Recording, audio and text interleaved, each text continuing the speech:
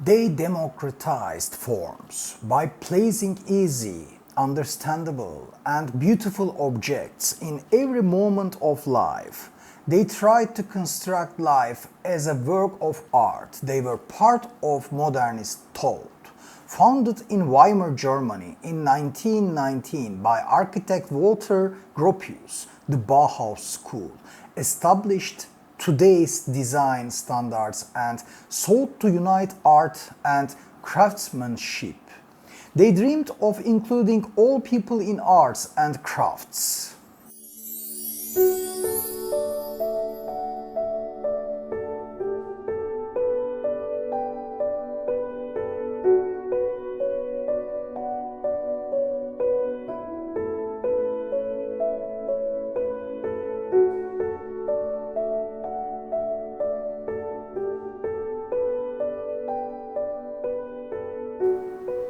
The German state weakened after the First World War 1914-1918. This was a weakening of the guardian of the static and the desire for change increased. In various parts of Germany, ideas of a new life and world were strengthened. In 1872, Engels published this work, The Housing Question. Reading the inequalities of the capitalist order through the question of rent, tenants, and housing, he drew attention to a fact. As long as the capitalist mode of production continues to exist, it is foolish to hope that the housing problem, or any other social problem affecting the fate of workers, will be solved alone. As long as the capitalist mode of production continues to exist, it's foolish to hope that the housing problem or any other social problem affecting the fate of workers will be solved by itself. Bauhaus brought innovations in industrial design, urban planning, and architecture.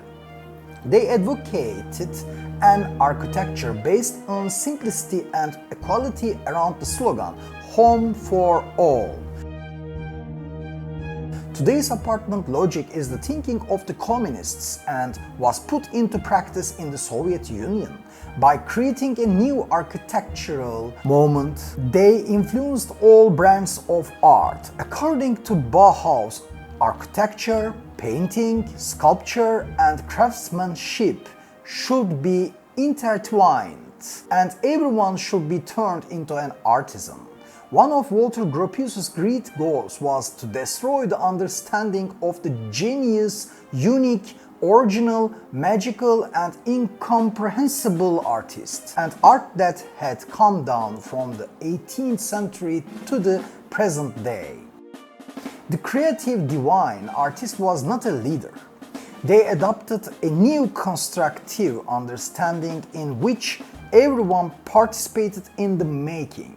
The idea in Marx's Communist Manifesto that life is art, that there is no difference between fishing and reading Shakespeare, was one of the school's most significant goals. Art could not be something useless whose purpose was only its own.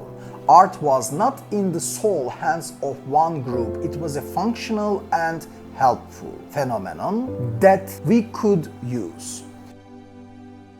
Education in the workshops was not independent of practice and production. Bauhaus's influence worldwide was to be realized in Turkey with the village institutes established in 1940. However, the dominant forces of the period didn't allow this.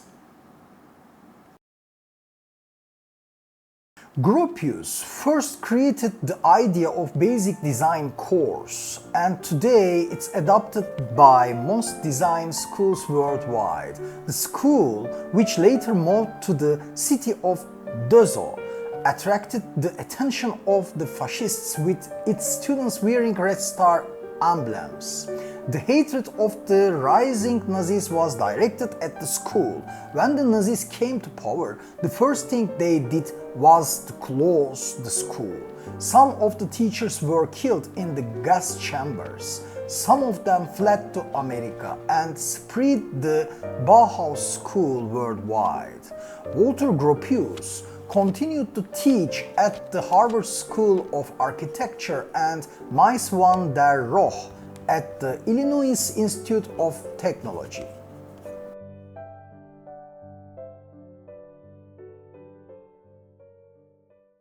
The legacy of the Bauhaus lives on today in the design of even the smallest object.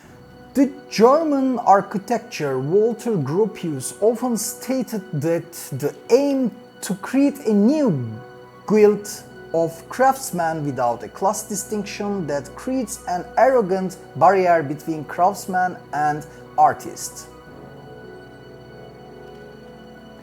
Hans Mayer, a stauncher Marxist, set the goal of the Bauhaus as necessity before luxury.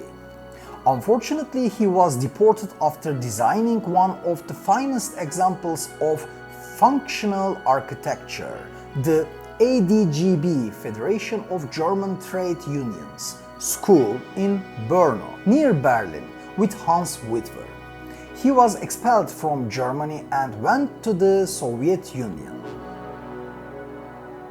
The movement known as modernism encompasses many traditions such as Bauhaus. Its main goal was to overthrow the luxury of the aristocracy, the clergy, and bourgeoisie and create architecture that was accessible to all. Modernists were against the logic of ornamentation, which concealed the workers' labor and circulated like a religious myth. They tried to destroy the idols and luxury produced by commodity fetishism.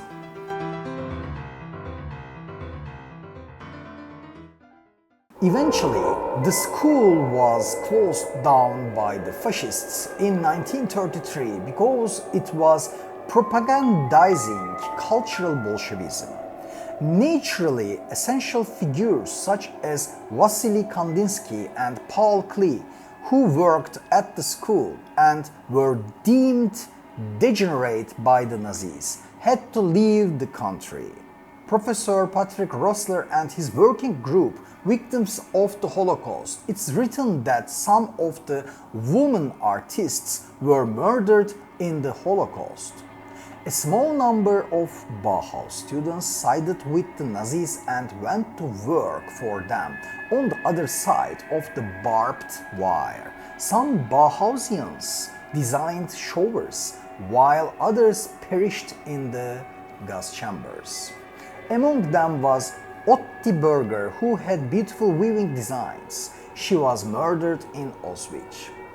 Friedel Dicker, who taught children in the camp how to draw on glass, was sent to Auschwitz in 1942 and was killed 2 years later. Research on this woman continues.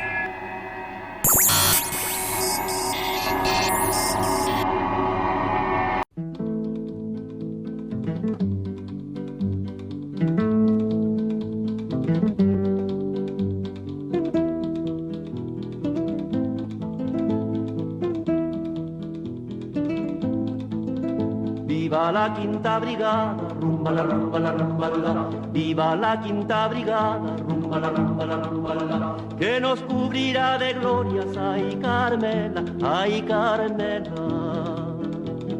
Que nos cubrirá de glorias, ay Carmela, ay Carmela.